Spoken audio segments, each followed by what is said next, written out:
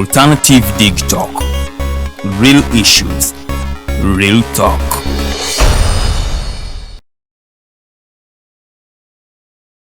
Nze omubejja luwedde Lilian mbaniriza maka gaffe amajja era nga wano tugenda okuba nga tukolera programu yaffe emanyiddwa nga The Voltage gaba masannyalaze gennyini era nga twogera ku bintu ebyenjawulo omwo mwe muli ebigenda mu maaso mu ggwanga, ensonga z'ebyobufuzi n'obukulembeze bw'eggwanga Uganda, twogera ku nsonga ez'abavubuka, eddembe ly'obuntu awamu n'ebyenkulaakulana. Togisubwa buli lunaku olwokutaano eba ssaawa emu ey'akawungeezi paka ssaawa 3 ez'ekiro.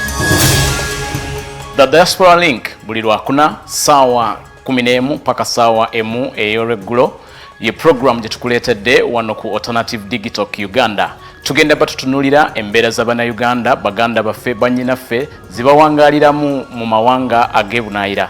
Bangi banyigirizibwa, bangi bakosebwa, bangi bayisiddwamu amaaso. Naye tugenda batutunulira engeri gye tusobola okulongosaamu embeera zaabwe. Tugenda kuba tulaba abo abakwatibwako abateekeddwa okuba nga balongoosa embeera zino eno. Tosubwa buli lwakuna n'omuweerezaawo Nixon Segawa.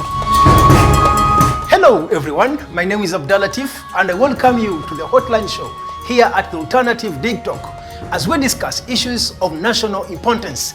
Join us every Monday 7 to 9 p.m. and see who will be occupying these seats here with us. Keep it Dig Talk, real issues, real talk.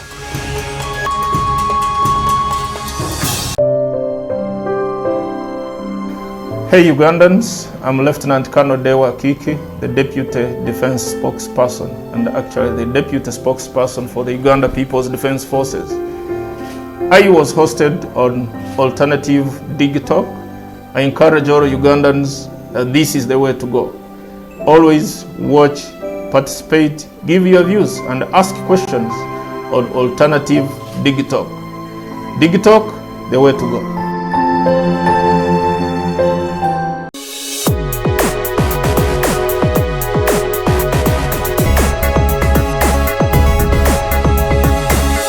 The Alternative Dig Talk. Real issues, real talk.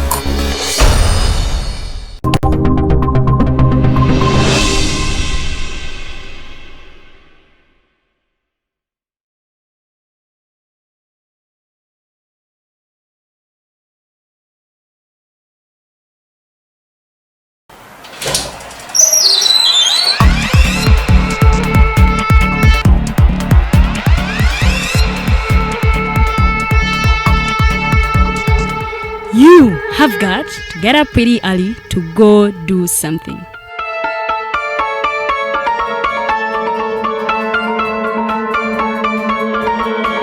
We are the Alternative Dig Talk.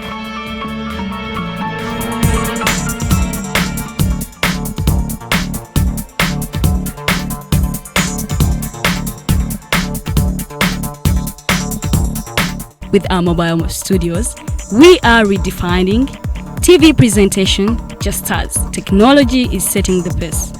We are blending our approach with fresh, perspectively designed breakfast show, The Mighty Drive, informative and entertainment show, exclusive and live interviews. We President Museveni wadde juzi namulaba apima akawunga kilo 2 tasobola kalya nini bwaba alya kilo 5 oyannema okuliisa eggwanga ne bwe limundekera.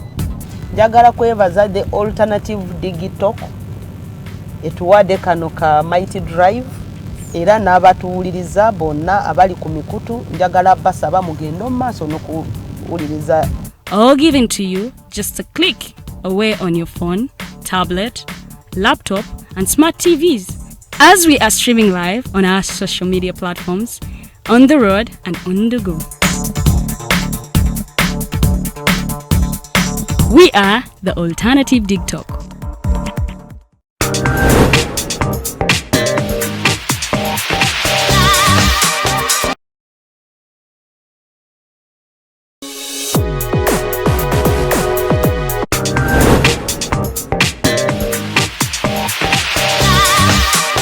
Jembadde itaita nsanze abasajja nga bagamba lwaki bala batukula Farida lwaki mukula abasajja Omusajja baba tebamukudde asanyuka busanyusi n'akuwa ssente kati bw'alaba nga tafunye kyayagala n'alowooza mbu wamukudde aba yazikuwadde oba tewamukudde. Okay, Lydian, lwaki mwagala abasajja abakulu? Nabo batwagala naye fetubagala lwakuba tutegekera future. Okay, tutegekera future. What you say? For more insightful topics, yes, keep it the Alternative Dig Talk. Real issues, real talk. Remember, Snap Talk airs every Saturday, right from 6 to 7, with your girl Teddy Tenjo. But I never come alone. I come with the two beautiful girls.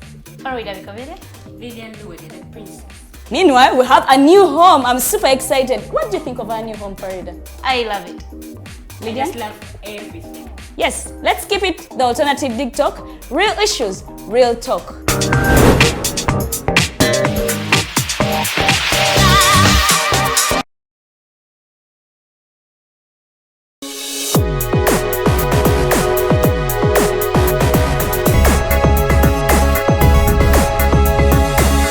The Alternative Dig Talk. Real issues, real talk.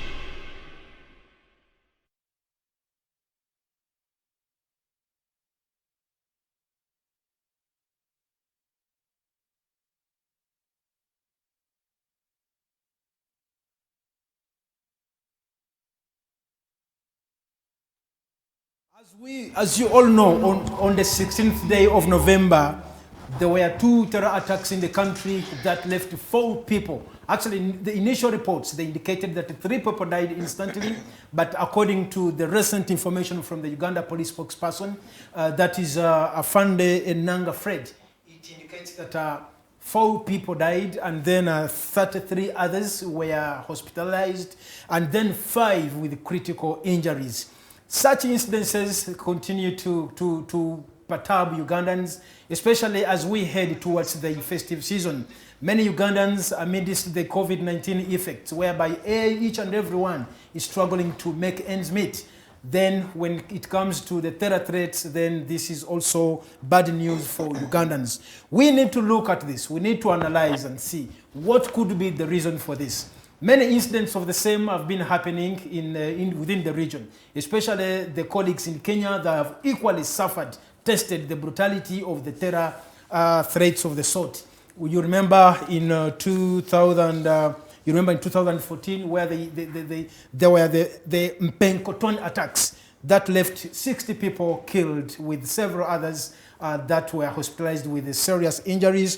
Of course, there was again another one on 15th of June 2014 that also left about 50 people killed. Of course, they continued experiencing such attacks, and of course, in a very short while, there were reports from the Al-Shabaab claiming that they have been behind such attacks. In Uganda, if you all remember, that is in 2010, the whole world, just like in other parts, Uganda was also enjoying the World Cup between the Netherlands and Spain. And then there were bombs attacks within the city that left over 70 people killed. The bombs were exploded in Lugogo and then Kabalagala and other surroundings. Those threats continue to occupy the airwaves. Well, in the studios, I am joined by the executive director of actually the national coordinator for the Alternatives Uganda, Mr. Norman Tumuhimbise. We are going to be sharing and trying to analyze what could be the reasons. On many times, whenever such incidents happen, police always makes those rushed decisions, making conclusive statements that these are members of the ADF. Of course, if you remember in 2015, the ADF leader, Jamil Mukuru, was arrested, and for 5 years, actually 6 years now, he's under incarceration. But the question is, if all the attacks happening, it was planted and masterminded by the ADF team. Why is it that such attacks are still continuing? Ladies and gentlemen, join me, welcome the National Coordinator for the Alternative Uganda, Mr. Norman Tumuhimbise. Please, you can say hi to the viewers, and then we go straight to our topic of discussion. To our viewers and every citizen out there, I wish to thank you for tuning in and also giving me an opportunity to be here to share with people what the basic that I have. Thank you so much. Well, that is Mr. Norman Tumuhimbise. He is the National Coordinator for the Alternative Uganda. Well, such incidents have been happening. It is not the very first time they're happening in Uganda. What is your thought about all this? Police has always come up to tell us these are attacks from the ADF. But the question is, Mr. Museveni has always positioned himself as a great fighter in the region, someone who is maintaining, ensuring that there is stability in the region. He has been in Somalia, he has been in West Africa, Central African Republic, and elsewhere in the region. What is that untold truth behind the terror attacks happening? Are they politically motivated? Could there be something hidden that the country needs to know? What is your view? What is your opinion in that regard? Well, what we need to know is that we are living in a denial. And once we continue living in denial, it's like if you were diagnosed with a HIV virus, and then you live in denial because you are obese, you're fat, so you think, no, I'm this big, I have my 100 and also pounds, therefore the virus can't break me. It's the same denial that the government is living. But also to say that the gentleman who presides over this country, he's a master of all of these things. As in, this word terrorism has been in our dictionary and in our vocabularies way back, ever since the dictionaries were invented, but hasn't been actively used and applied until recently. But prior, there have been the same acts. But the challenge here that people ought to understand is that when the same acts used to take place, the Englishmen would baptize the word that these people are freedom fighters. You get? Okay. Freedom fighters. When times changed, when perhaps some people want to apply the same tactics, they baptize you a terrorist. Okay. You get? Yeah. So there is a difference. There is no straight difference between the freedom fighters. In fact, it depends on who determines and defines the difference between a freedom fighter and a terrorist. Okay. That is why sometimes I ask myself, and I'm like, when does a terrorist become a freedom fighter, and when does a freedom fighter become a terrorist? Because definitely by the time Mr. Museveni was in the Bush War, the government was describing him as a rebel, in other words, a terrorist, because the acts he was executing are the same that these other people they term as terrorists do today. But when you get into power and you lose it, chances are that the same charges that you would push on to who isn't in power, who is fighting you, are likely to be pushed onto you. Okay. You get the difference? Yes. So there are some people in power whose acts are acts of terror. You will quote and bring evidence of Kasese attacks. Those are acts of terrorism. You get? Yes. So there is no big difference between the attacks in Kasese. There is no difference between when they burnt people in Mukura, in the Teso sub-region. All those are acts of terror. Acts of terror also went ahead with the Kayunga riots. You get? The only difference here is that there is someone, because he has the power, he thinks that he has the right to commit such acts, because in any case, he is the law. But the moment he loses that seat, that's when this whole thing now goes back retrospectively. Now that person is more or less defined and described as a terrorist. Well, that is from Mr. Norman Tumuhimbise. He's trying to give us a clear description of who a terrorist is. Of course, there are so many narratives surrounding the clear identity of who is a terrorist. Of course, these are things that have not happened for the very first time. We have been experiencing this, but the biggest question remains, what is government doing to ensure that they curb such violence from happening? Well, I am glad I have been joined by Mr. Samuel Walter Lubega Mukaaku.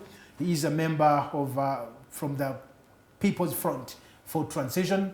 I want to give him a second. Mr. Mukaaku, we welcome you to the show. Ugandans would love to hear your voice. Please say hi to them. Good evening, viewers, and my salutations to all those who are listening in and viewing us and want to be part of this debate. I would like to thank the Digitalk team for giving us the opportunity as PFT and as Ugandans who want to make a humble contribution towards getting our country out of the great crisis that it is going through, and also who want to make a contribution to make sure that we confront dictatorship, misrule, abuse of human dignity, rights, and the plan of our socio-economic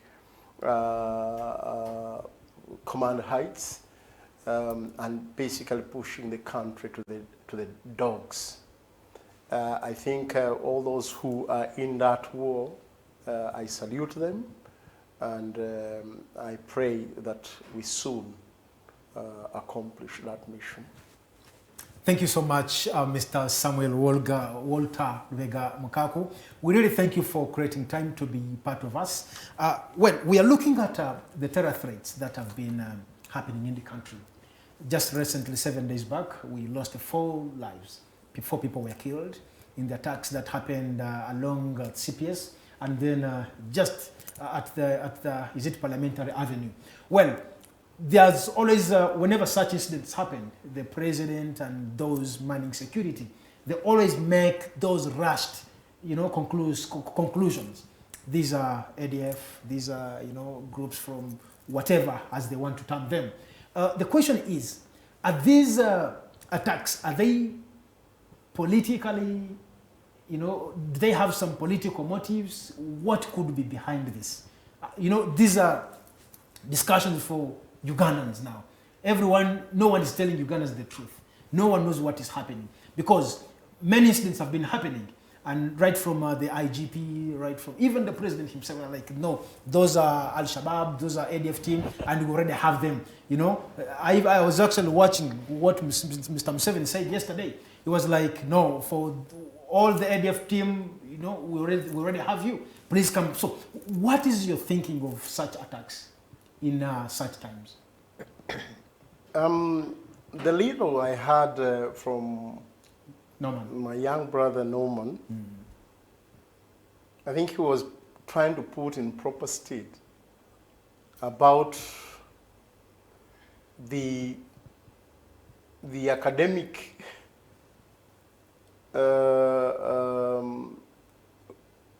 representations, the legal academic representation of who a terrorist is and who he shouldn't.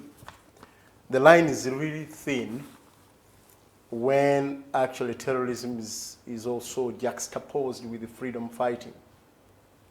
Especially those who opt to use violence as a tool to achieve the end, and in the philosophy that the end justifies the means.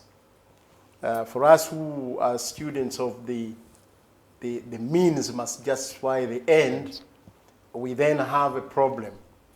I remember not long ago I was trying to sift through whether Google picked that when President Museveni went to the UN 2001, the UN General Assembly, because this has haunted him, even the use of children to fight wars, because the NRA with the Kadogos and all the things that were done or committed, the kind of violence that was committed against the people of Uganda and against those we claim, or they claimed by that time that they were fighting.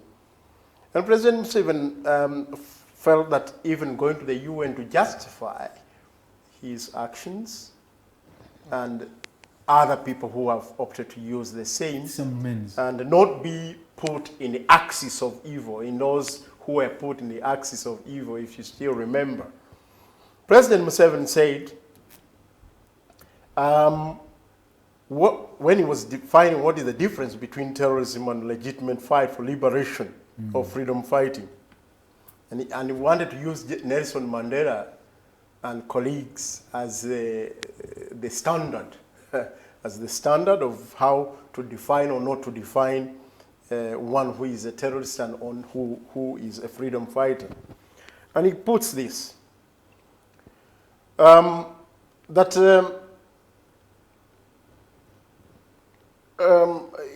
said the difference between a terrorist and a freedom fighter lies in the fact that while a freedom fighter sometimes may be forced to use violence, he cannot use indiscriminate violence. The one who uses indiscriminate violence is the one that we should call a terrorist.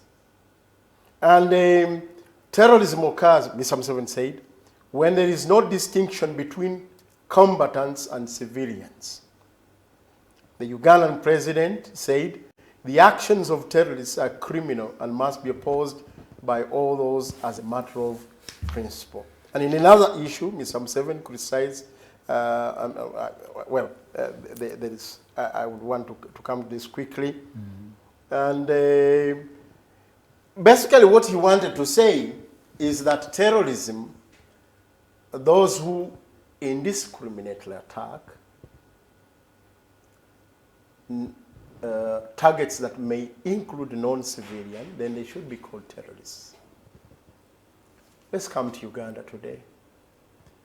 If you took the example of the last 3 bombs that we had in Kampala, would you want to say that CPS was cannot be taken as a legitimate target to those who are opposed to the regime and want to use violence like Museveni opted? Can you also say, because they were quick to say even this Jubilee bomb, that it was actually an attack on Parliament. Basically justifying that the one who wanted to bomb, his target was actually Parliament, but probably was constrained in a way that he didn't reach the target. If the target was City Hall, then, I mean, civilians are going to die. In the definition of President Museveni, I don't want to put it on Norman, Mukaaku, or you. These are definitions of President Museveni. And he has to be very careful, because now it looks like President Museveni must now just come with an admission that the country is at war with a clear enemy, which he defines. And the clear enemy in this view, according to President Museveni, is ADF.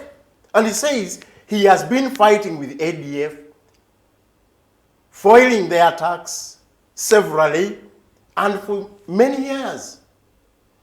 And the way he has been defining ADF is the one which attacked our military in the Rwenzoris, our military in killing Porto. of Muslim sheikhs. At one time he said it's the ADF. Yeah, that they wanted to kill the sheikhs, according to him, to give a bad name to the regime, but those were soft targets.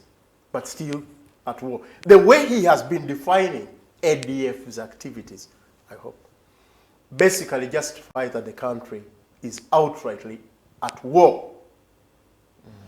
And the way, when he called some of the ADF leaders, and one of them, the top leader, called Jamil Mukuru, and the treatment that he has been given, justifies that actually Jamil Mukuru is a prisoner of war. Is a prisoner of war. And I think he also reflects, when you reflect what President Museveni did at his time, we haven't seen, at least we are yet to see ADF using children as there's some clips circulating. Yes. And he says that these people formally they have recruitment centers. There is a process. They train in different strategies of war, because even with the guerrilla warfare, there are also things that I will tell you from my experience, that there is what we call urban terrorism as a strategy of pushing the war to a certain, you hit targets, especially in the urban centers, and you now make the terrain so difficult for the enemy to contain the territory, and that is one stage until when you can now take territory. So there is that, and in anti-guerrilla strategies, if you were in government and you were fighting such guerrilla groups, you must also train in those tactics. Yes. You must. What they are applying in Somalia now. When they apply, and exactly this is what they have been applying in Somalia. Mogadishu. So I think Ugandans now, government owes Ugandans a clear explanation. A clear explanation and admission.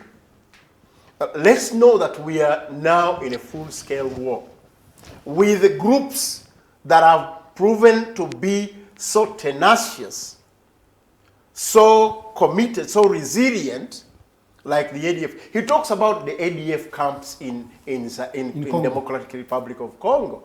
We have sent our army across the borders with justification that ADF is there. They are training, they have camps, they have territory. You see, all these things that he's trying to define not just what we hear like ISIS. I hear some people talk about ISIS. The ADF is not like ISIS. ADF is more even organized than NRA. The way he defines it, they have gone to a neighboring country, they have negotiated territory and taken territory. And they have training camps. According to him, these are not mine. I now pick from what he normally says. So that's why I'm saying, if Uganda is ever to have a modicum of democracy, then the people of Uganda, the citizens of Uganda, are owed by their government an explanation and an admission that we are at war, so that the money we are spending, and probably that's why we now see President Museveni being guarded than even the American president. Just moving from Entebbe to Nakasero, you have to stop everyone from moving, clear all the junctions, clear the road, have 70, 100 motorcade, have soldiers, an advanced team that keeps the road and cleans the road of anything that for hours, and the country is bleeding. And to us in PFT, the Red Card, we are saying, if you are not admitting that we are in a situation, an emergency situation, which we have not declared, and you are denying Parliament to do so, and you are severally admitting, but not directly, that we are confronted with a force, then that is a crisis, because the country is bleeding. People are getting monies out of these so-called terrorist attacks, so-called, what is this budget? Supplementary budgets, a classified budget that is taking everything to the extent that people cannot be treated, that the doctors have gone on rampage, that the nurses cannot go to do their work, that the media must be attacked, that that people must be arrested and tens of people, if not hundreds of people, be killed and summarily killed. You see, because if it is not war, then all these soldiers that have killed these suspects must be arrested and charged. Because now, if it is not a war situation, that these people are killed in a situation of war, then all those that have killed these suspects must be arrested, apprehended, and paraded in courts of law to know that they did what we call extrajudicial killings. Thank you so much, Mr. Mukaaku. Well, that is Mr. Mukaaku's submission on the topic under discussion. Well, I want to cross over to Mr. Norman. Going by the description made by Mr. Mukaaku, actually made by Mr. Museveni, as he says, this is this and that. Is there in any way that could deviate the country from the reality? You see, in most cases, I always like using analogies, and for some reason, they help people understand things better. Let's go back to the names given to these old movements, because I told you, as a trainer of the other side, non-violent movements, I was introduced to understand the difference between the two. And you can't rule it out. Theorists will tell you that violence is either for the tired or people who can't manage their anger very well, so they consider going heads on. Let's go back to the basics now. You have National Resistance Army in the Bush War. You have Allied Democratic. You get? Allied what? Democratic. Underline the word democratic. So meaning, whatsoever that they are fighting for, save for the name that you people want to give them, terrorists, their principle therein is that they have something called democracy. So meaning, is that how there is democracy? No, that's their name. Okay. I have not named them. I've not given them that name. They are allied, getting together themselves, forming a democratic force. Their attack towards CPS and or any other attacks, if indeed they're the ones, has no difference from when El Tumwine and others attacked Kifampa. Let's be honest. I mean, these are things we need to discuss with utmost care and honesty. Tell me the difference between Tumwine and his team against Kifampa and also these ones towards CPS. You get? Tumwine had an option with his team to go to Mubende and kill or attack civilians. He attacked center of power. These gentlemen or women or whatsoever case it may be, whether robots or what, they had an opportunity to go to Chikubo. They had taxis in this traffic with these mud roads. You get? But they attacked whom they think is an agent. In fact, for me, my analysis at that time was, if these people had an opportunity to grab Museveni one-on-one, that would be their mission. So attacking the police was to attack the messenger, that look, take for me this envelope, I can't reach your boss. Simple logic for us to interpret. Now, Mr. Norman, you see... A second. When someone does that, you know, now we're trying to dig deeper into the word terrorism. The other theorists will tell you, you create such fear so that people can, the weak-hearted can leave the territory for you to fight together, right? So that fear that they created is the same fear that Museveni's agents create when they gun people that are on handcuffs, as the children of Sheikh Karev put it. Create fear so that whoever thinks of poking their finger into something over the leopard stands duly warned. There is no difference. I'm not trying to give you the similarities between he who is in power. I remember giving a title of a terrorist with an angel's heart vis-a-vis an arrogant old man in power. The similarities, I mean, they have so many things in common. No, President Obote, at the time, he gave 3 names to President Museveni and colleagues who were fighting, especially the NRA. Said, those are bandits, they are terrorists, Ioninyoka. Yeah. Snakes. Repeatedly, even when he was interviewed by BBC, He by mentioned the American, he said these are terrorists. They have no cause. They are foreigners. So they had no justification. Agents of the to, West. To, You know to those meddle, common words. and agents of the West. And he said, anyway, they're bandits, we shall fight them and leave them in the bush. Well, my concern here is that we have had this, the attacks have happened, and we want to assume no one knows what is behind these attacks. No, that's a wrong assumption. No. They are, I mean, they know. Even those in power know. Okay, if those in power know, we want to assume that it is too early to be conclusive that these are ADF. That's the point I'm trying to drive. Now, when Mr. Museveni and the security agents come and say these are ADF and they're already in our control, what does that mean? First of all, in Uganda, it's not a secret. Let me just give this. Just hold on.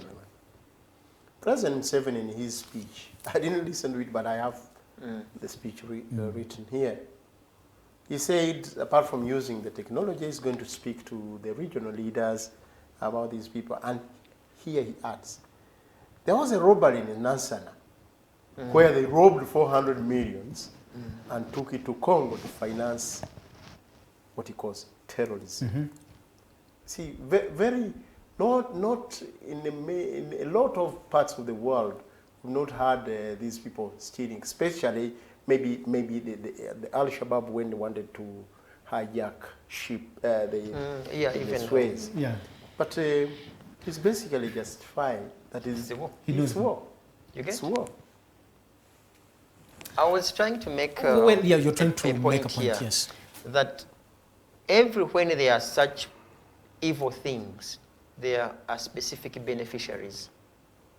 In Kaihura's era, I got some info that DPCs were given 5 million or thereabout for intelligence gathering. Every DPC. Either it was a week or a month. I think a week. So when such things happen, the beneficiaries sit down and also begin to think of how to grab part of the money.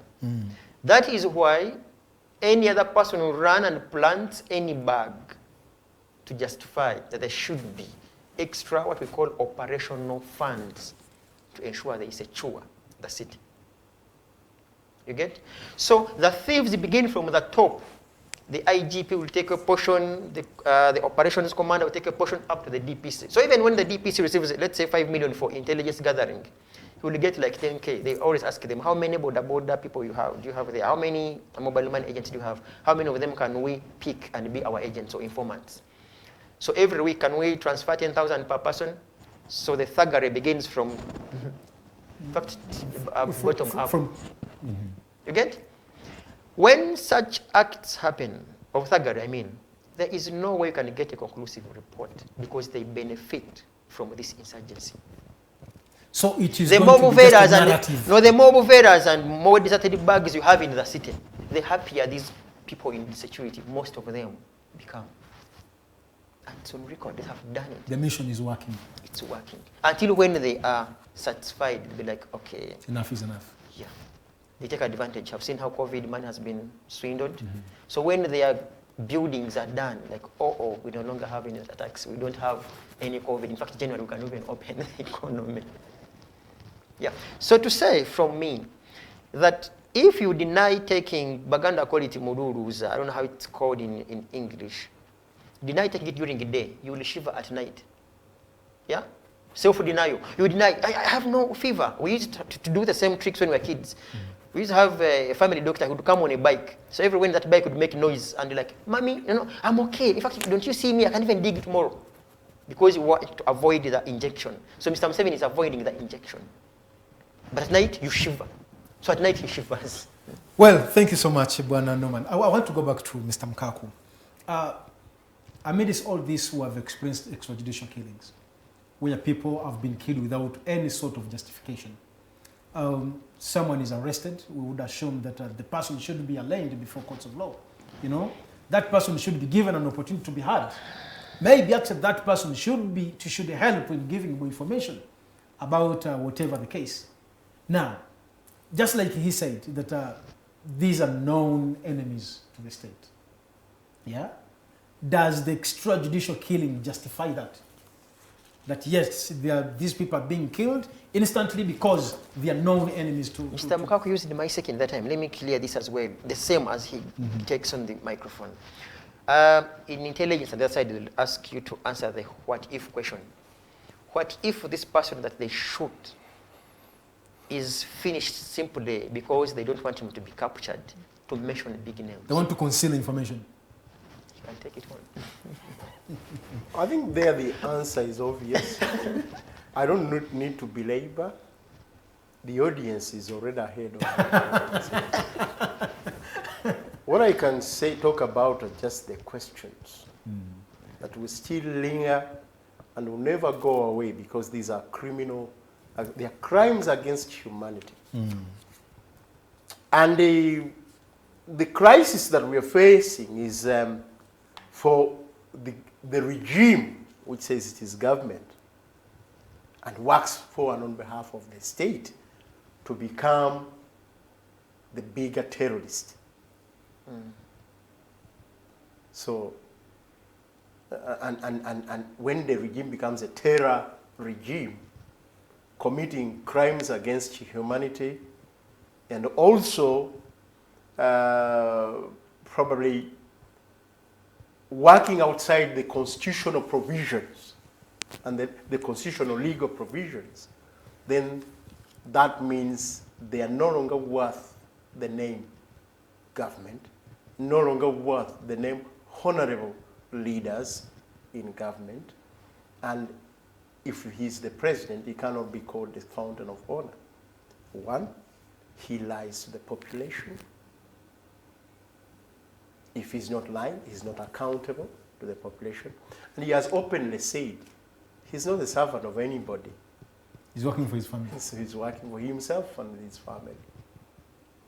And these are great, great contradictions in what we call leadership and governance of our country.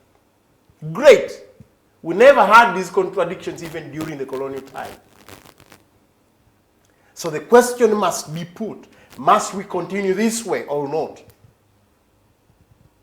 Because as I've told you, if you are denying this is not war, then you must arraign the people who are killing suspects extrajudicially before court. Has he done it? No. He has seen how stupidly, sorry to use the word, people in the name of working for the state and government, how they go and arrest even professors, university professors, savagely, like beasts. He knows who he sends there. He cannot bring them to court. So that is the contradiction we have. Are we ready, those who claim to be government, are we ready to defend the lives of innocent Ugandans, their property, and make sure that they are secure? Last election, we talked about securing the future. Today, the youth are being picked left and right by drones. People we don't understand. The other day you hear Sobi is part of the security system. The next day you hear this is a terrorist, this is a murderous criminal that must be arraigned must be arrested. Even the circumstances of arresting him, the country is not explained to. So the country basically, when people say we are under capture, that the mafia has taken charge, why do people say the mafia? Because we cannot even explain the situation that we are in. And when you expect your president, the fountain of honor, to come and explain, look at what he has said. So the question is, does he even now deserve to be our leader? For some of us, as you know, I saw that long ago, and I wanted him out before the situation can go too very bad. I saw that long ago. That's why I supported Semogerere and worked so hard. That's why I supported Dr. Kiza Besigye. Worked so hard in 2001. That's why I supported Besigye of Sevana to take him out. That's why I stood against him. That's why I continue even to think that even inexperienced people like Bob Wine can be better than him. Now. This is my, and that's why I'm now saying, because even the means and the ways of getting him out are like becoming nigh, then I must now invoke the Article 3. Well, Mr. Mukaaku, we are going and to 51. that, and we need to first Yes. get off for a very short break. And when we return, we are going to start right from Article 3 and what PFT is doing to ensure that Article 3 is put into reality. Well, let's break off briefly, and then we'll be back shortly.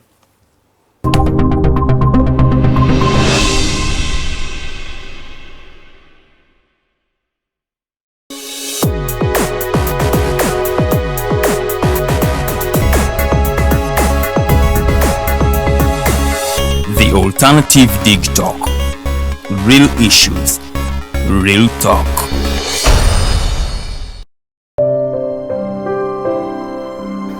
Hey Ugandans, I'm Lieutenant Colonel Dewa Kiki, the Deputy Defense Spokesperson, and actually the Deputy Spokesperson for the Uganda People's Defense Forces.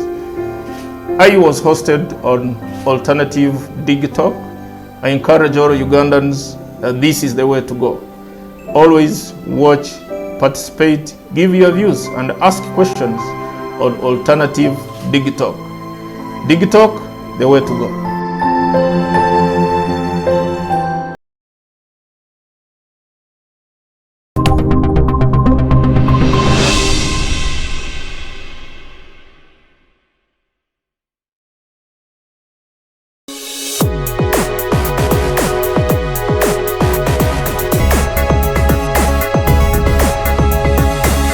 The Alternative Dig Talk.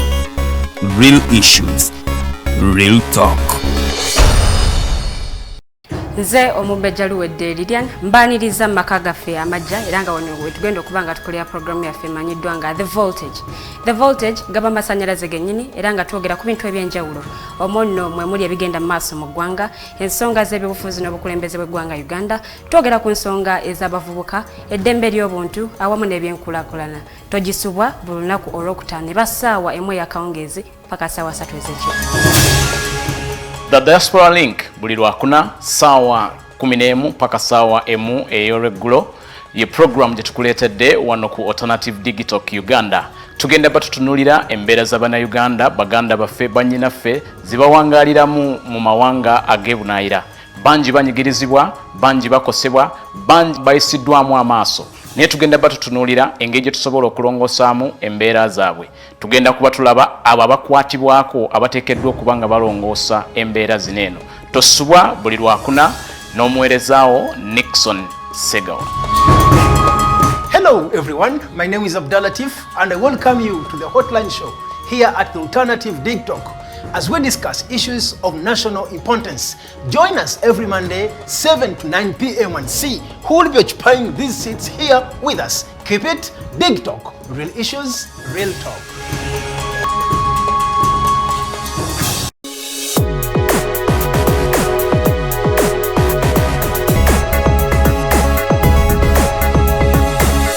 The Alternative Dig Talk.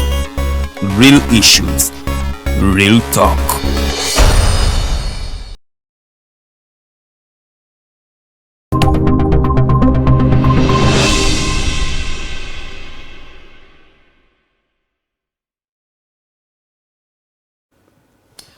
Well, we thank you back welcome back from that commercial break, and now we have to proceed with our discussion. But just within that time, we have also been joined by Mr. Siraje Kifampa. He's the district chairman for Kampala, JEEMA, yes. Right? Yes. Yeah, please, you need to say hi to the viewers, and then we will take you straight to the discussion. Yes, good evening, viewers. Apologies to our viewers that arrived a little late. had several commitments that I had to attend to, but nonetheless, I'm here and I'm ready for the discussion. Well, thank you so much, Mr. Kifampa, and we thank you for much as you've come late. At least the Englishman says better late than never. So we thank you for creating time to be part of the show. Now, the discussion we are looking at is basically about the terror attacks in the country. We have always had this narrative. These are ADF people. I think let's just say, to be safe, the alleged terror attacks. Yes, the alleged terror attacks in the country, whereby Mr. Museveni has always clearly come up to tell us these are ADF people. You know, we know these people. He has actually been calling those left in hiding, you know, who are still in hiding, to come and, you know, hand them over. Yes. So what is your position on these alleged terror attacks in the country? I have a very simple statement to make, very brief. For as long as there are no demonstrations in Kampala, there are no campaigns in Kampala, where security would not be reaping big in terms of the budget, terror attacks will always be there. I beg your pardon? Let me repeat myself. Please do. 2001, 2006, 2011, 2016. I'm talking of the years that Kanovesi has been standing as a presidential candidate. Immediately after every election cycle, there has been demonstrations in Kampala. Okay. So the security has been getting a lot of money, I'm telling you, because that is big business for security. If you have demonstrations, if you have operations to handle in the city or in the countryside, you're making a lot of money. So today, 2021, there are no such activities. 2021, after elections, people went back home and are waiting for 2026. So security has no business in Kampala. There's no way they are going to be earning money. So the only business they can get money from is to have these bombs detonating in Kampala. So I'm not surprised that we're having these bombs in Kampala, that security has to go to the parliamentary committees and ask for supplementaries, because these are very dangerous people who are detonating themselves before police stations, and even Parliament was attacked almost. So I'm telling you, the next budget for defense is going to be so big. Well, before you proceed further, Mr. Kifampa, do you want to, are you in agreement with Mr. Museveni's statement that these are known enemies? And I'm telling you, these are proxies. Proxies in a way that if I told you a statement that security is very much aware of what is happening, that's why immediately after a bomb detonating someone, a suicide bomber kills himself, they'll come up with the names, with the pictures and everything, the details within a split of a second. So that means that security is not so ignorant about what is happening. They are not, you cannot say that they do not know what is happening. So when Mr. Museveni says that we know who is doing this, indeed he knows. Indeed he knows. Well, thank you so much. Before we went for the break, Mr. Mukaaku, you're telling us as the PFT and the team, you know, and other Ugandans who would wish to see a better country than the way it is today. You know, you're trying to put Article 3 into real meaning. We need to shed more light on that. The framers of our Constitution, 1995 Constitution, had the benefit of having gone through a lot since our independence, many of them. Even those who were young, like the Momshaners who had just finished university, had seen the turmoil. And they bought into that. And they said, in our Constitution, many times, people have come with force of arms, whatever, and abrogated and put aside our Constitution. Not only that, some have tried to retain power under the name of the Constitution. And one of them was Dr. Bote and others. There were even movements called Force of Bote, back to power. So they had all these. They also knew that some people had a tendency to keep themselves longer. And that's why even President Museveni, with his colleagues, made a statement. The problem with Africa is the people, is not anything else but the people who overstay in power. And he even asked, can you imagine these idiots? He normally uses the word idiots. And that time he used another word called swine. These swine the Idi Amins and the Rutua and the Obote. Can you imagine Amin and Obote wanting to rule this country for more than 80 years? For what? And said they deserve the bullet in their head. They deserve to be 6 meters deep. And there were some members who were members of parliament and NRC at the time, and even the press took him on, but he was not ashamed. He said, I'm not going to withdraw this statement. When you look at what has happened today, the same cancer, worse than even the earlier cancers, has struck again. So those that put that Article 3 in our Constitution could foresee such scenario. The safety valves in our Constitution were taken out. The only hope for peaceful transfer of power was dealt a blow that I cannot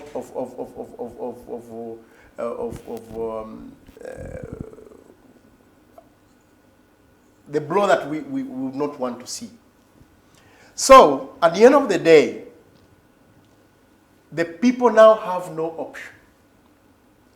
Where a regime has turned it into a mafia regime. From the top to bottom, they have captured our institutions.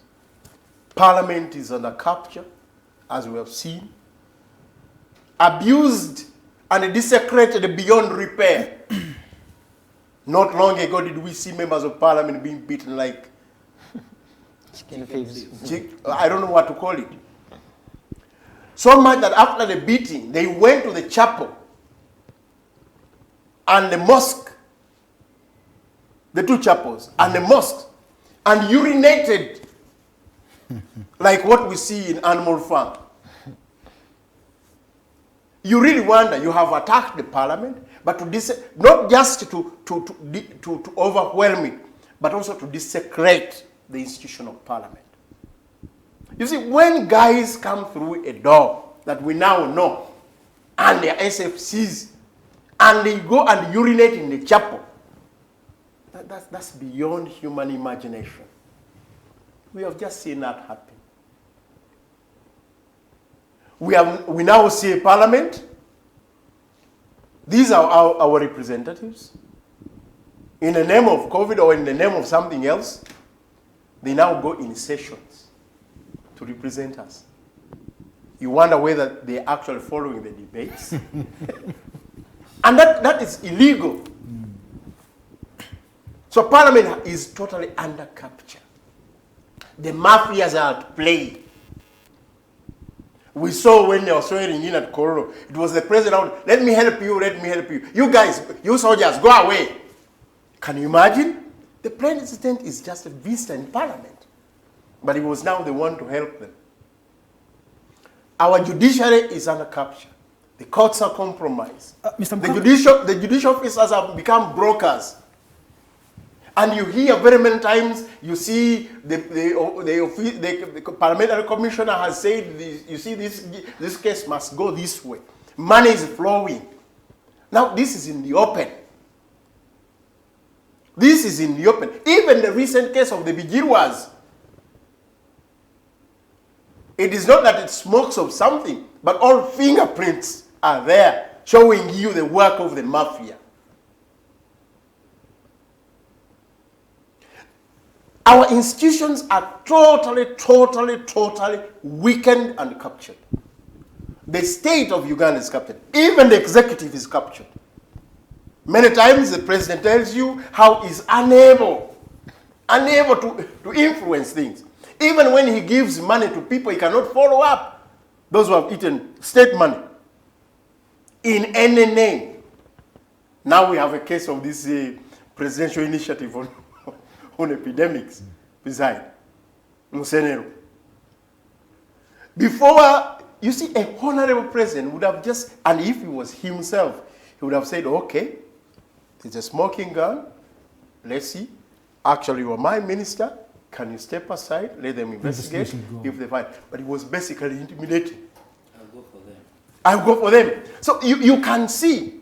The question now only remains, is the president part of this mafia captors, or he's also under captivity? Mr. Mukaaku, you've given a clear diagnosis of the problem. Yes. Now we need to know, as you try to put Article 3 into force, what are you doing? The thing is, we are not reinventing the wheel. In South Africa, when things went very bad, apartheid was at its peak, the state was disempowered, institutions had gone to those who were the apartheid perpetrators. They fought for 100 years until when they realized that this was a war for everybody. Even some white people decided to join the front, ANC, and the groups within ANC. You had the Mandela having their Winnie Mandela, the Sisulus, they had their. Then there was ANC, there was PNC, there was Inkatha, there were the kingdoms, the whole, and all of us, the frontline states, we had people in Bali. So they created a wider front of citizens, individuals, institutions, and the neighboring states. Here in Uganda, when the colonialist was becoming terrible, we had all those battles, all those wars. Number Munana, number 8, number 9, number 7. Some of these wars even baptized some of our people, like Museveni. Their fathers named them after them. But they realized when they came to around 1956, 57, they realized that they had now to coordinate the entire effort. The Kamias, the Musazis, and then the colonialists realized that now he was basically besieged and he had to give in. What happened during Idi Amin? The same case. When UPC could not take it on by itself, a former sitting government.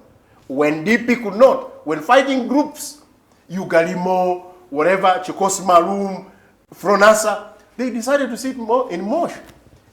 Israel decided to give that big gun, what we used to call Saba Saba. Then Tanzania, the boots, and some supplies. Then Nimeri, the man from Sudan, gave money and weapons. And then, as the Ugandans were given covering fire, and the Mwangas led, and the Musevenis, Chikos Maluma and all this, that was a front. That's how we dealt Idi Amin a death blow. When it came to removing Lutua, Obote, and Kampala advocates and the Mwangas, you know what happened? Even the Mwangas started supplementing, and we created a front of UFM, of NRM, of FEDEM, of West Nile Bank, of the Mwangas who were inside. You remember? UPC Buganda. These were part of government, but they fought alongside the rebels. And even the Semogeres that had said they had gone to the opposition and play politics as normal, they joined that Nabingo. That's how we dealt the Obotes a death blow. And now, this time around, we are not even inventing the wheel. We are saying, let those who are in government, but they are progressive forces, those who are in opposition, are occupying positions, whether they're leaders of opposition, members of parliament, councillors, mayors, and the like. Let the Kifampas who are not occupying anything, but they are willing to make a contribution. Let the institutions, JEEMA, DP, UPC, and others, and even NUP, let us join hands. If you have influence, if you have parliamentary immunity, put it to proper use. Article 3 gives you that, empowers you to do that. And even when you are faced with a terrorist, kind of an alleged terrorist attack, but when the terrorists are working between themselves to basically benefit out of it, as my friend has said, and the Kifampa, or even to create mayhem and benefit in the confusion, as they used to say, tulira mukavuyo. Yeah? It is the people of Uganda that must come together, that must use their influence, that must influence their territory, but in a coordinated way, talking to each other. Twegate, tulumbe, tweeters. Well, thank you so much, Mr. Mukaaku. I want to cross over to Mr. Norman. Mr. Mukaaku has given a clear diagnosis of the problem. Uganda as a country is going through. Well, as we try to put Article 3, like he said, maybe for those watching us, Article 3 says it is prohibited for any person or group of persons to take or retain control of the government of Uganda except in accordance with the provisions of the Constitution. So according to Mr. Mukaaku and the team, they believe that the government of Uganda is being manned by a group of people not in accordance. And they say we shall use all means possible. Ours is that we have opted for civilized way, civilized means, not the uncivilized like the NRA used. They went, got machetes, got guns, got grenades, used all killed people using whatever and pretend next day. For us, we are saying that is not civilized. Well, thank you. Mr. Norman, do you think Ugandans have the capacity to put Article 3 into practice to ensure that their country is manned in the rightful way as per the Constitution of Uganda? It's both a yes and a no. But I wanted to, first of all, go back to Mr. Museveni's words, and in particular to underline the word idiot. They will tell you an idiot is someone who is stupid. But another definition is that a person who does something stupid. You get? So someone might not be stupid, but he does something stupid. You get? Mm-hmm. So look at what made him call his predecessors stupid, perhaps because of their deeds, and look at his deeds. You get? The difference is the similarity. No, I leave it to you and our viewers on whether what he's doing is different. Very good. From what they... By the way, for your information, not long ago, somewhere in May, when he was swearing in, he referred to the British, the Americans, and the French, and all those as idiots. Yes, as a bunch of idiots. Yes, very good. And it was the idiots a month and a half, who said, please, government of Uganda, you have the responsibility to keep the lives of the Ugandans. From the information we are getting, there could be some terror attacks. There could be some attacks. Actually, it was the UK that first... Yes. But now, the idiots, as he said, are proving to be better idiots in wanting to protect the lives of Ugandans. So please, Norman, proceed. Now, the other philosophy is that in most cases, that idiot can hardly know that his acts or their acts are acts of idiocy. It's very rare that a mad person, naked, will hardly know that they are. Mad. It's you who see them. That, hey, look, cover them with a lesu. But they do not know. The purpose for which are you, Mr. Kifampa, Mukaaku, Dr. BCJ, and any other person in the struggle ought to execute is this role to say, look, we need to cover you up, you are naked. Because they do not know. That's what brings us, all of us here. Slightly older than me, we are almost of the same age. Each one of us is contribution. He who brings a lesu, who makes noise and alarm. Look, the mad person is at the village. All of us contribute. A reason why we're here. But to go back to, I don't want to good analogy. I don't want to sound so much as an English. The word fountain, it's like the source. If it's water, they will say that's a fountain, and you'll see that water coming from flowing. Fountain of honor. All the honor, the respect comes from that source. So the moment you lose, and if it's Babaganda call them springs, or right? Yeah. So if it covers, you cease to be the fountain, you cease to be the source of honor. Because the Nsulo have closed. So very good. So all our leaders, beginning from parliament, ministers, defense and security personnel, do they still qualify to be given those titles? The answer? It's for Ugandans. The audience knows.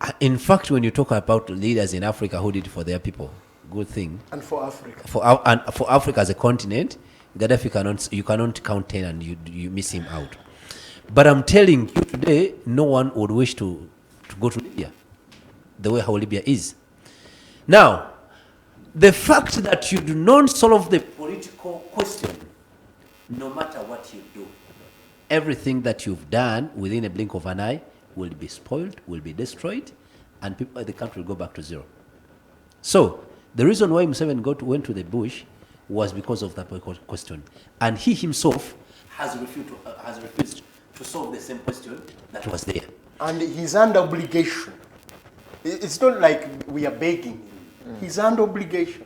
At this time of the life of this country, he's under obligation to deliver just that for the country, for his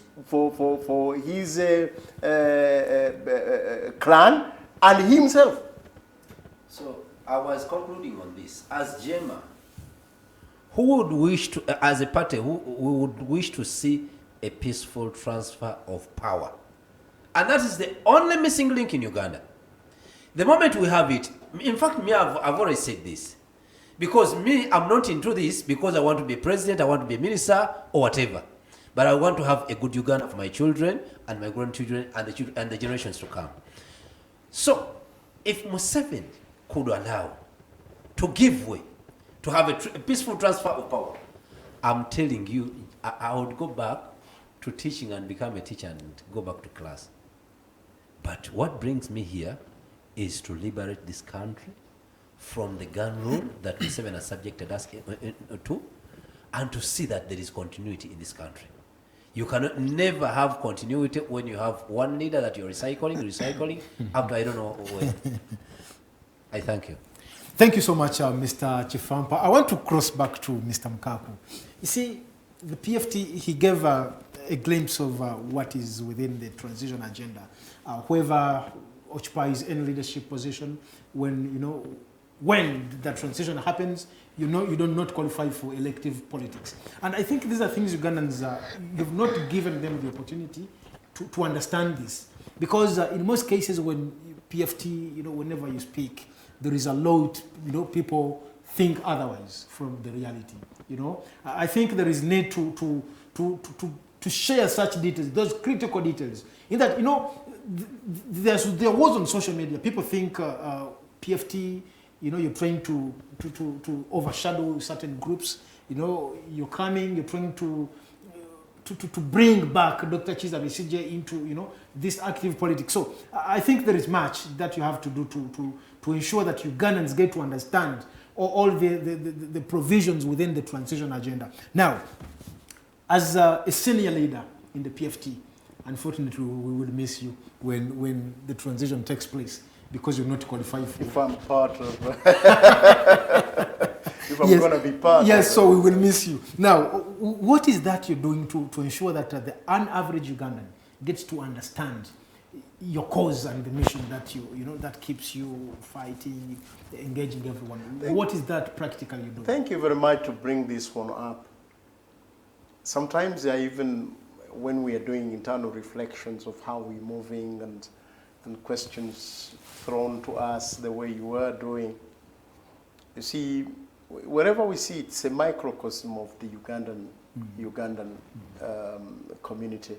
Even here, the same question, sometimes the same challenges that we receive in our meetings with the Kifampas and Normans. Norman came in as a specialist. He had the questions. For God's sake, PFT is only 1 month old. If one wants it to be as grounded as NRM of 36 years, plus the 5 years of the Bush, that's 40, they want it to be as grounded as DP, UPC. UPC. You can't compare them even, because PFT is not a political party. PFT is not a civil society institution. PFT is a people's front for transition. I've heard even in the local vernaculars, especially in Uganda, ebisinde because ebisinde. This is not ekisinde. Because even ebisindes are part of the front. Okay. Political parties, we say political parties, political institutions and entities. There could be pressure groups, they could just be a think tank, whatever. Civil society organizations. They're part of this. Civil society organizations, there could be NGOs, CBOs, there could be individuals. It could be a civic group like the one I know, civic social group, social movement, like the one I know Norman belongs to. Yeah. They could be trade groups or trade unions, or they could be business players. They can be faith-based organizations. Now we are interacting and engaging with the Uganda Interreligious Council. We are also engaging with the Joint Christian UJCC. Yeah. We are also engaging with the individual religious, for example, the Episcopal Conference. We are engaging with our Muslim foundations, the senior movement, because we know they represent a voice. We know those borders. I normally give this example because it's a graphic one. At this material time, just imagine how many borders are receiving the beatings. At this material time, between 4:30 or 5 to 10 in the night, doing a noble job to help people don't sleep, that they should not sleep along the way. They don't, for example, Tiff. You work here, but you live, say, in Lumbuja. You have to finish the program. You don't have a car. Hello. Even if you had a car, you cannot afford the car. Hello. Yes, hello, someone on the line. Hello. Yes, good evening, members. Good evening. How are you, sir? Your name and where you're calling from? Yes, Semba Journal. Yes, I'm so humbled for this show, and it's really educative. But I have some two questions to the gentlemen in the studios. One is about terror attack and threat. Should we call it criminality, terrorism, or rebel acts according to the political statements that are weaving around the country? Is this or it or unanswered question? Then the second question goes to specifically Honorable Mukaaku. Ugandans would like to know, are you really in the struggle or you hovering around looking for positions? Because in a spell of 2 years, you were in power, DP, at the same time now TFT. Now, how can Ugandans and change-seeking people believe in you, yet in just 2 years you fought to four different political entities? Thank you very much. Well, thank you so much, and we thank you for watching the program. Two questions. One, which goes for, I don't know if he meant Mr. Mukaaku and Norman, that the alleged terror threats, is it a criminality or these are rebel activities? And then, of course, the second question went to Mr. Mukaaku, and I believe it also applies to Mr. Kifampa, because Mr. Kifampa, well, are you ready for the struggle or you're just looking for positions? I think when you respond to that, I'm also going to read a few comments here on social media. Yes, over to you, Mr. Mukaaku. What do we start with? Are you looking for positions? We start with the one you yes. Why are you interested in this? Why don't you begin with the sequence of questions? How do you answer section B? We're in section A. No, let him start with that. Well, okay. The choice is yours, really. And I know, like you said, Mr. Kifampa could answer this myself, but also Norman, by the way. But let me answer it. Please. Number one, I didn't get the names of the colleague who called. Thank you very much to raise this. I hope you have the answer, not like some other people, but you want the public to understand better. It's the conceptual understanding of all this. I am Lubega Samuel Walter Mukaaku. of Engabi clan.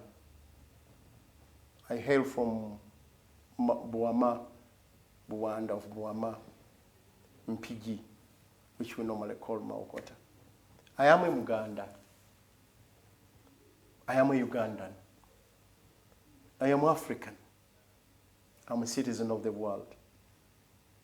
Have I abused anything? No. I am a Catholic. Therefore, I am a Christian. And I am part of the team of a group of believers. I might not be the perfect one, but I'm a believer. So that brings me together with Kifampa. Anybody who causes war against believers, we shall be fighting with the Kifampa. And use all means possible to ensure that that person is defeated. That force is defeated. Anybody who opens a crusade against Christianity, I'll be at war with him or her. Am I committing an offense? Anybody who declares that the Baganda must be eliminated will be opening war against me. I may have some Basogas who will come and fight alongside me if they believe that the philosophy, the ideology that we criminalize a section of people, yeah, and therefore subject them to a holocaust of sorts, I will welcome him. He might not be a Muganda, but I will be fighting alongside him. Guys, let's understand this. In politics, I am a DP. In the Democratic Party, we may have some problems.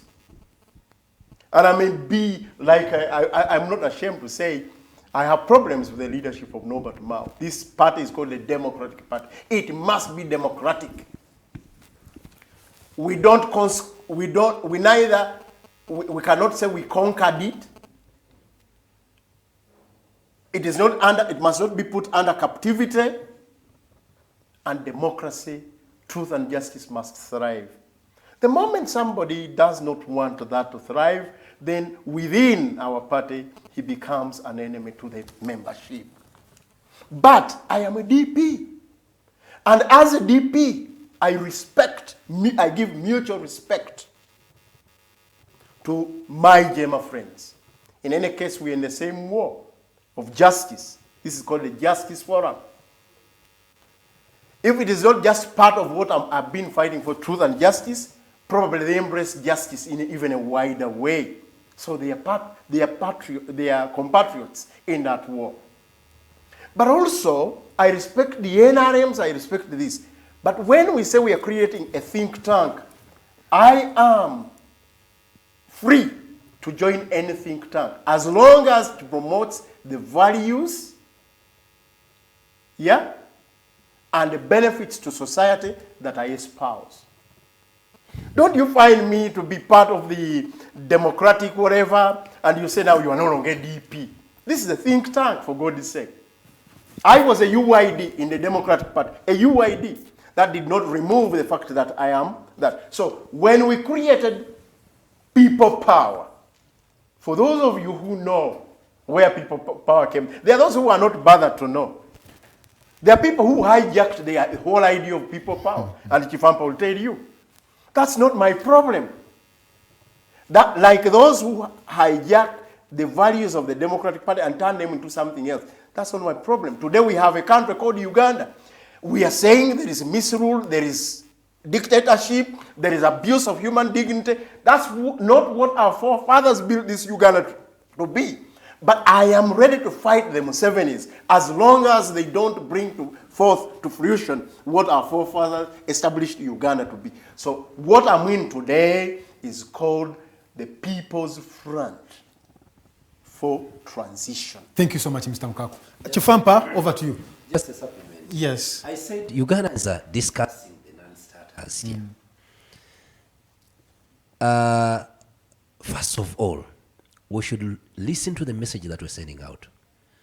Are the issues that we're talking about happening in Uganda or they are not happening? Now, it's like we are in a prison cell And people begin pointing at others that for you, you want to become or whatever positions within the moment Kifampa is talking about democracy, is overshadowing Norman. I want to say this. One, when you say that Mr. Mukaaku is looking for positions, which positions are there when you're in captivity? In captivity, what positions are? And I welcome my colleague who is saying that to come and share in the bliss of the, of the struggle. Secondly, I was listening to Honorable Nambos and she was saying something that Nelson Mandela said that usually freedom fighters are killed by the people they are fighting for. They will never appreciate them. So this is what happens. You were born like Mr. Mukaaku and myself and anyone was born. The issues that are happening... No special privileges. No special privileges. The issues that we're talking about are happening in Uganda. You're seeing them as I'm seeing them. Why don't you come up and come forward and lead us and we follow you? They should also come for those positions. Now, someone is there. If it is the bliss of the struggle, they should come. Who doesn't want to enjoy it? Just come. Someone is seated somewhere, and I thank you for the caller, by the way. But this is a talk that is common all over. Sure. But someone is good at criticizing the people of taking up the lead. You understand? So and so wants to overshadow this one. So and so over what? Because there is nothing to overshadow someone about. All we're talking about is liberation. Over tear gas? Liberating ourselves. Over tear gas, removing nails? Who would wish to be on the front line? I heard that from Dr. Chiza. Yeah, if you think that it's very easy, you come and take up the lead. We'll also rally behind you. You understand? Thank you. So I think this is a non-starter. It is intended to deviate us from what we are doing. And I'm even encouraging Mr. Mukaaku to go ahead. Secondly, we should thank people like Mr. Mukaaku. If you appreciate him, that he's the one who started People Power. He's the one who spearheaded the reunions. He's the one who started DP Block. He's the one who started Truth and Justice. Someone who has been all over. I think you should trust him. I think that's what's raising questions. Why is it that everything is him? Because the caller has not come up. In fact, can he come to challenge Mr. Mukaaku on that and start something and invite Mr. Mukaaku to join him and give him the formula that this is what we're going to do to remove the dictator? I bet. But Project Uganda is bigger than what. But I want to go to Norman to respond to the first question from the caller. You can also comment on this one. As well. You see, Ugandans are tricky. Let me begin with this. We are in a plantation that is attacked by squirrels. There is someone doing the pruning, one is weeding, the other one is irrigating. All of us have resorted to, first of all, stop what we are doing to chase the squirrels. The squirrels are like, they want to take positions of our garden because we are benefiting from this garden. You get? Because he is a teacher by profession. I have a different profession. And so he does. At least for even when things change, you'll be here because that's your profession. But all of us are dropping what we're doing to chase these squirrels. Let me tell you what happens. The locusts. Let me tell you what happens in these struggles. See, when especially with the armed struggles, when there are lots of bullets and bombs and shootings here and there, some fighters tend to lose focus. Let me give you a small story about one of the fighters who came. It was too hard in Lukaya, or thereabout, and the guy was so confused because of the shootings. He came and saluted Kaihura and said, "Jamba dui afande kwa songa." That like Jambo, it's like salute, yeah? Salute you, rebel. Afande has what? Has attacked instead of Jamba afande adui kwa songa. You get? So these things happen in these old struggles. So even the citizens, we appreciate the fact that they can be confused because of, I mean, you can't sleep hungry. Your kids, you're not sure of your kids going back to school. If it comes to young people, there are some calls you don't want to receive in a day, calls from your parents. Your mother calls like, you already know. Because the situation is so bad onto them that the only hope they have is making that call to young people. So you begin avoiding your mother's call, dad's call, brothers and friends. In fact, it even goes beyond to like, You called. I almost called you, only that I didn't have airtime. Before the other person who calls you ask you for 10,000, you're already beginning the discussion of him sending you 10,000. But to say, a philosopher said, one of the things we can do best is to explain this to them. But the issue of them understanding now goes back to them. Because the brains are deep in the skulls that we can't scratch them and replace them with what we think. So the best we can do is to explain what the problem is. But about understanding, sure, we have nothing to do for them to understand. The best we can do is to explain. What else do you want me to say? Why is it that by that time he would be called Comrade Museveni, but now that he's championing the things we don't like, why is it that Afande Museveni was right to have joined DP when he felt TP was not? He joined, for him even changed political parties, he joined the UPC. He's actually been almost he went to UPM, but he was a even NRA wasn't his idea. Yes. He was leading PRA. He led PRA, which joined to become NRM. Yes. Now, even in power, he dissolved UPM. He led NRM and it went back to NRM. I mean, UPDF changed. He didn't want it to change, but now he's a commander of UPDF from NRM. Let's understand these things, guys. Well, I want you to respond to the question like, these, the attacks, is this criminality? Are these rebels? How do we categorize that? As a product of a law school, describing a crime, by the way, what is criminal for me may not be criminal for him. You know that? Because literally the interpretation is that he who takes anyone's life, that's a crime. Do you know that? But when the government does, when a judge says that so and so should be sentenced to death, it changes it from being a crime to now something justifiable. You get these things. So these attacks, it depends on who reads them. Well, the government might take them otherwise, but the attackers might take them the other way around. Well, thank you so much.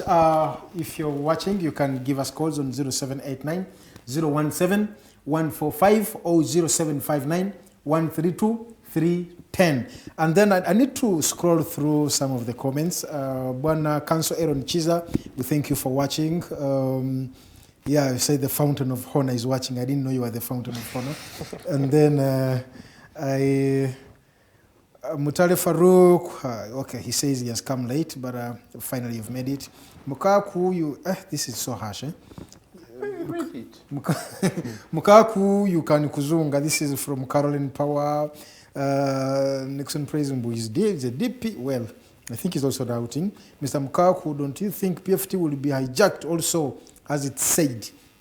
Well, there are so many comments. I think let them keep flowing. But if you're able to what did he mean hijacked? What? I don't know. That was well, this one Sobuga. Okay, well, let me leave. I had a comment to make about the second question. Okay. That is this criminality or it's, real terrorism? These are rebel activities. Rebel activities. Professor Mazrui said that terrorism is warfare for the weak. That every weapon at his disposal, he can use it at any given moment. The issues of ADF, you know, I know you discussed this, I was following when I was coming here.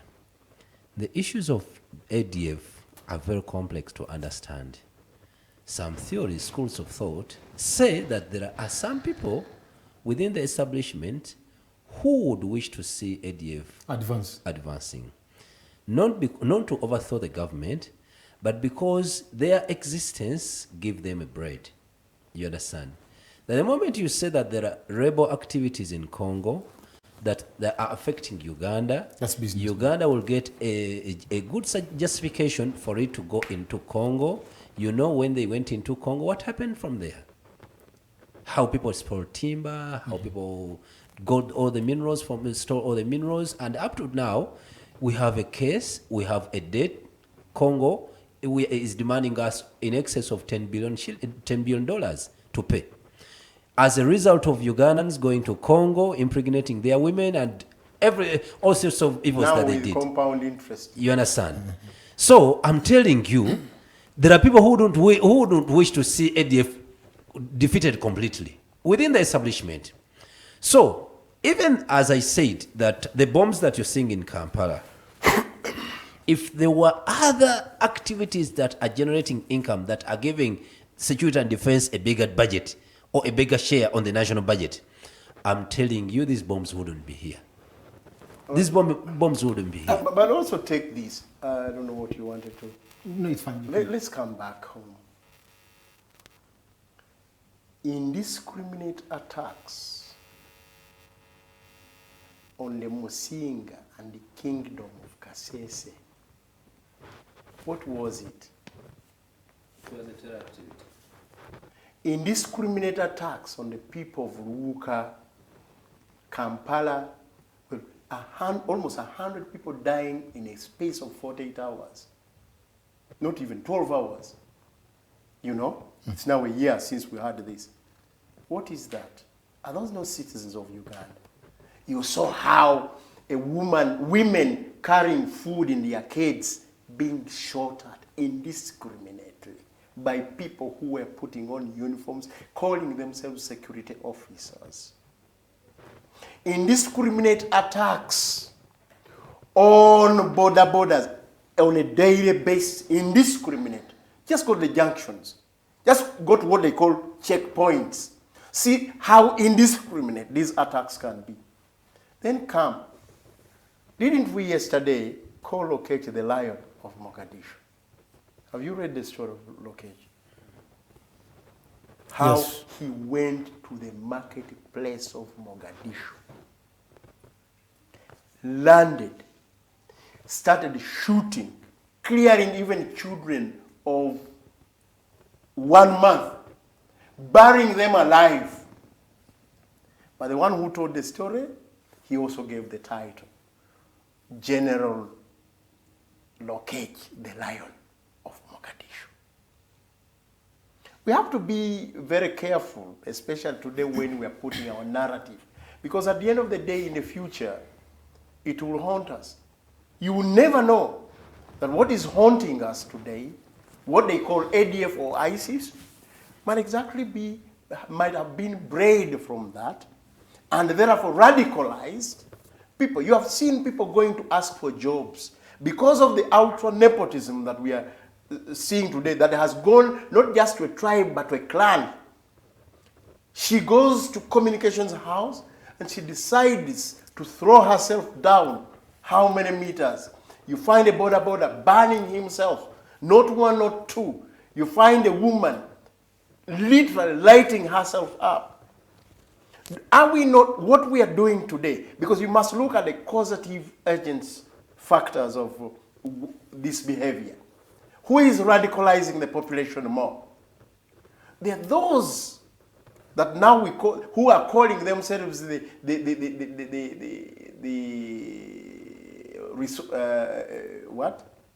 job creators, and calling others parasites. And even saying that for them they are different, because for them they hail from the Bachwezi. So the Bachwezi cannot be defeated.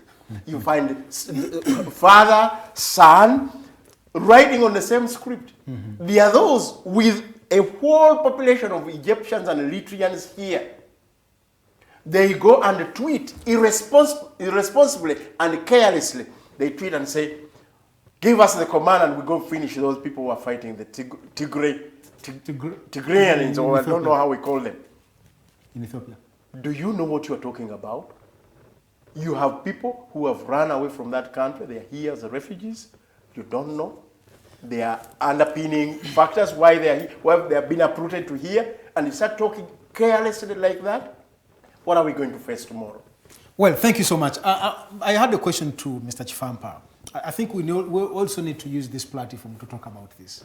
Of all this that has been happening, of course, there is one particular group that has fallen prey of all this. That is, being a Muslim, it's also another offense in this country. if we go back to how the ADF came into existence. Like being opposition as well. Well, yes. I think in 1992, there was a fight between the Tabliks that invaded the Uganda Muslim Supreme Council. And in that fight, some police officers were killed. Of course, government responded. Some people were arrested, including Jamil Mukuru. And so when they were arrested, I think they were detained for 3 years, something like that. 3 years. 2 to 3 years. So that team, while in the prisons, they agreed to form a group, a rebel group, which they called it is alleged, the Muslim Freedom Fight, Uganda Muslim Freedom Fighters. And it is that Uganda Muslim Freedom Fighters that merged with the National Army for the Liberation of Uganda, which was based in Kasese. Were they also Muslims? No. Okay. So they merged and created the ADF. So ADF but now, is not only Muslims. Yes, but the question is, why is it that, okay, let me phrase the question in this way. Does the ADF represent the ideology of the Islamic teaching? Before even I answer that, because the answer is to that is not in the affirmative. But before I come to that even, you know, this government has always done things that hurt people, and it doesn't care. Mm-hmm. For example, when you take me back to history, when the youth attacked Uganda Muslim Council, with the court declaring Sheikh Luwemba as the Ibrahim Ibrahim Sadi Luwemba as the Govt, 413 youth were arrested. Now they spent 3 years in prison.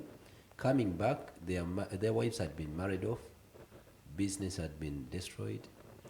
Some of them were renting; they had been thrown out of the rentals so they had nowhere to start from. Mm.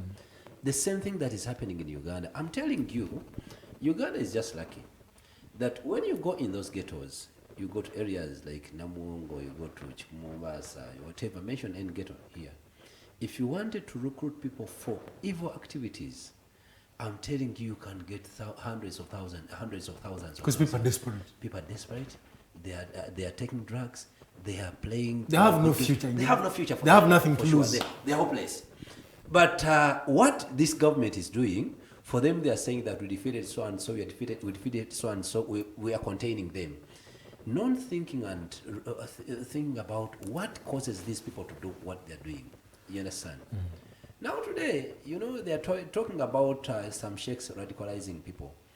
Now you go to someone's home, you handcuff him, you shoot him before his children.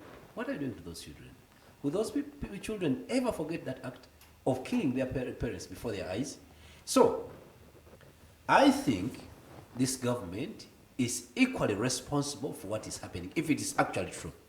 Because, as I can tell you, No, you don't use the word equally. I'm qualifying it to say, if it is actually true. Because there is another school of thought that will tell you that these are inner jobs that are aimed at raising the budget. What we can't say is to say it is solely responsible, but we can say it is the most responsible in whatever is happening, radicalizing the population. I take that correction. Now, the issue of ADF, does it represent the Islamic ideology? Of course not. Of course not at all. I remember, can you remind me when they killed Susan Magara, the girl?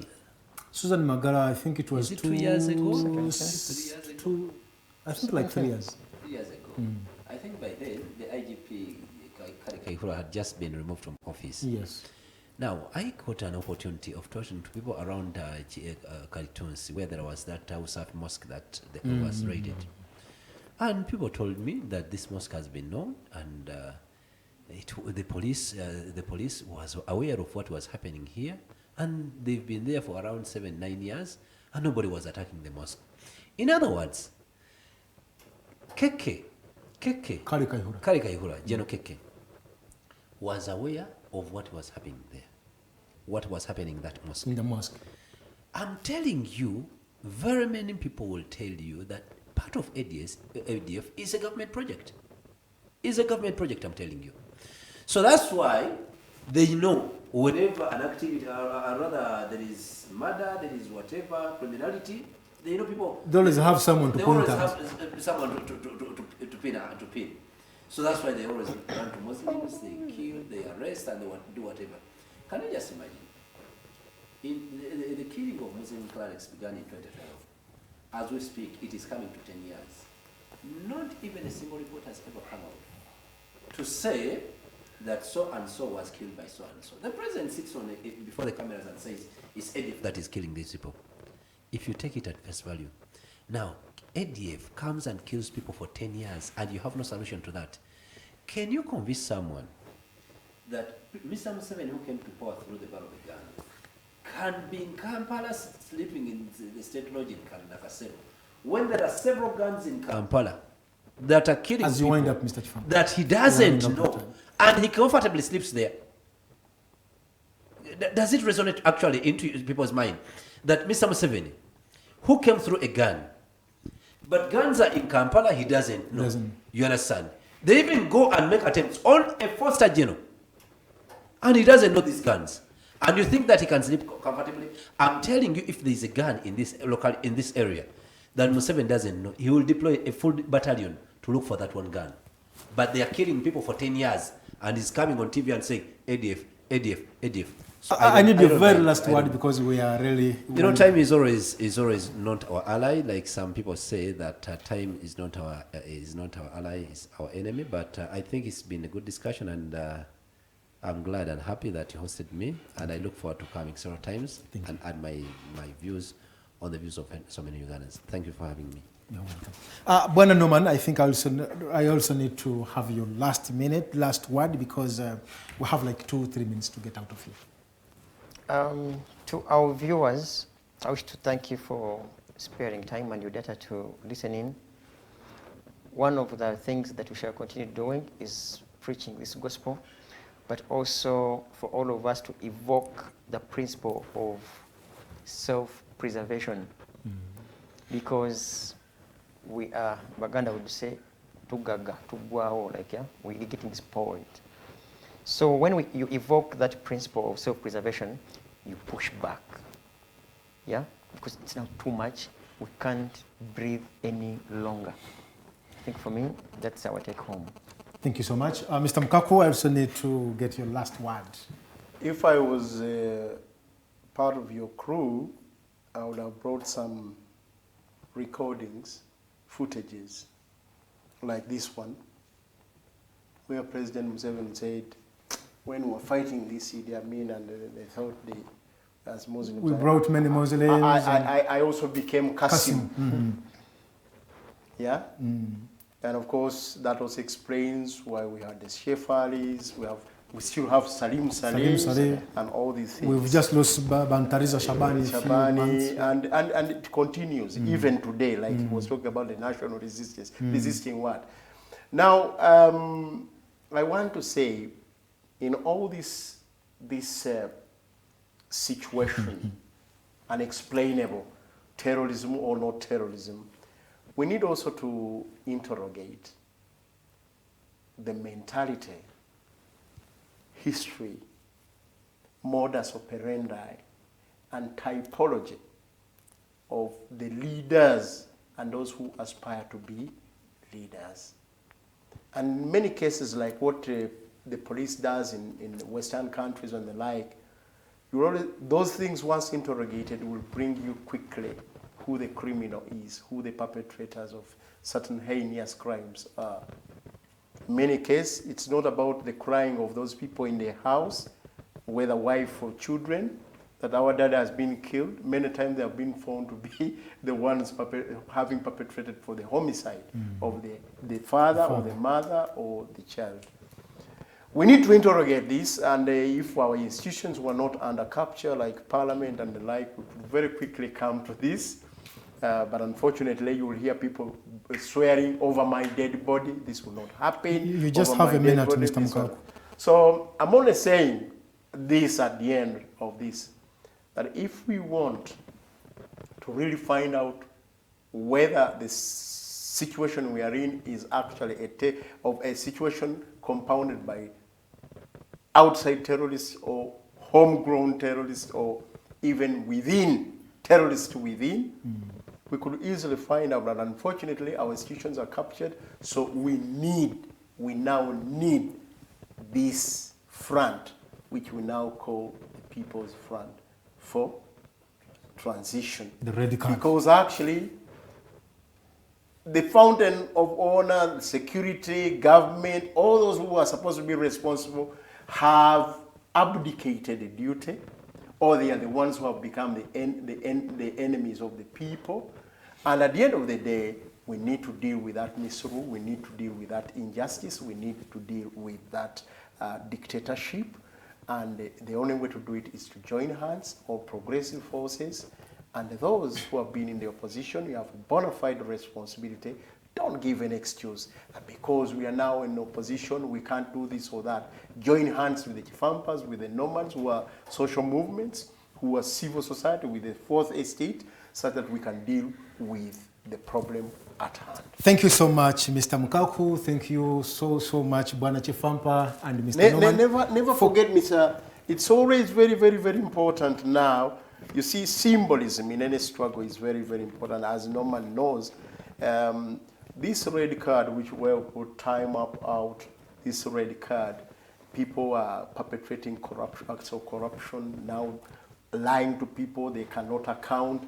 We need to use this red card as a small symbolic facet that means a lot, how we are tired with all that is going on. Thank you so much. I want to thank everyone who has been part of the show from the start up to now.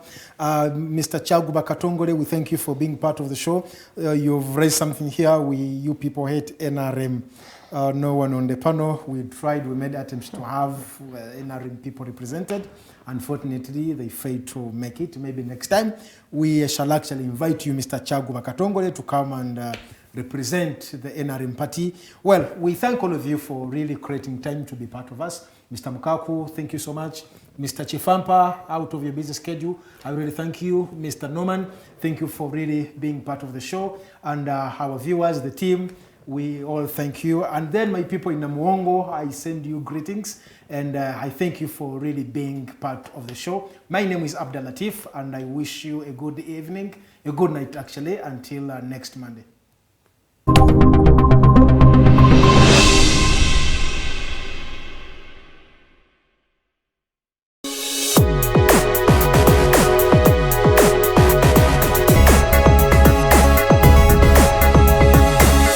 The Alternative Dig Talk. Real issues, real talk.